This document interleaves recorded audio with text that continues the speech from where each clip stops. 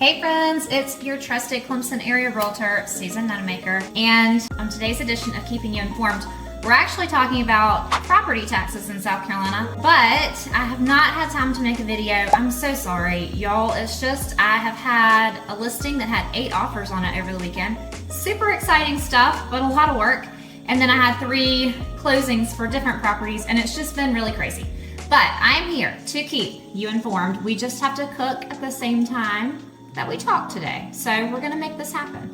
All right, so first thing to keep you informed, if you've never seen this onion cutter, y'all, and you know I love to just tell you everything about life that I can.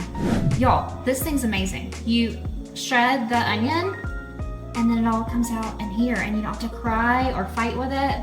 Totally amazing. Making some chili for tonight. But anyway, on to real estate. So I've had 2 different clients reach out to me this week with questions about property taxes. So I figure if they have questions, then you have questions. Let's talk about how property taxes work in South Carolina. So in South Carolina, taxes are paid in arrears. That means that it's a fancy way of saying that they're paid after you live there. So you live there for the whole year of 2025 and they're due in January of 26. That's all that means.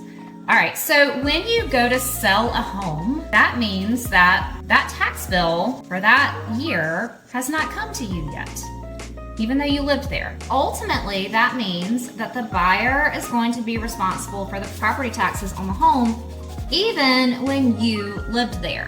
Well, what does a closing attorney do about that? You're gonna see on your HUD statement, basically the financial documents, that you're going to pay your share of being in that home for your part of the year to the buyer at closing. Then when that tax bill comes out and somebody needs to pay for it, right? County's gonna want their money. So when that tax bill comes out, the seller has already given the buyer the money for their share. The buyer then pays the whole tax bill because they have that money already from the seller, and the county's happy because it's paid and everybody paid for their share. So that's how taxes are worked out at the attorney's office on closing day. So that all plans out. So the second question that I got from a seller this week was about what happens when I received the tax bill for my mom's house that we sold. So the situation was this seller was helping to pay the tax bill on the home we sold for his mother. He did not live in the home. So that tax bill was mailed to his home in California so that he could pay it. The address on record with the county for mailing the tax bill was in California to this seller.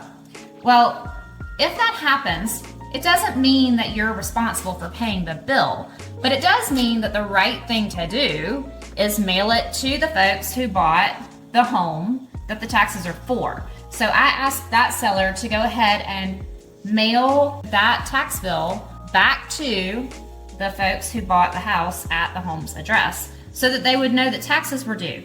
Otherwise, how would they know? And then they're gonna be in a real stink when they don't pay them, right? So that's just the right thing to do in that particular situation. Now you know, taxes in South Carolina are paid in arrears. That means they're due in January, the year after you've lived there. And the closing attorney does a really nice job of prorating per day when you lived there versus when the new owner will live there, and sorting that out through credits at the closing table. All right, guys, that is today's Keeping You Informed. Remember to cut onions. This little contraption is amazing with the shredder on top.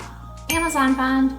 And for taxes, the closing attorney will absolutely do a great job with that. All right, guys, for all things real estate or outside of real estate, I love to keep you informed, and I'd love to help you buy, sell, build, or invest in our area. Susan Nunamaker, Posh Properties Realty Group, 864-722-2065.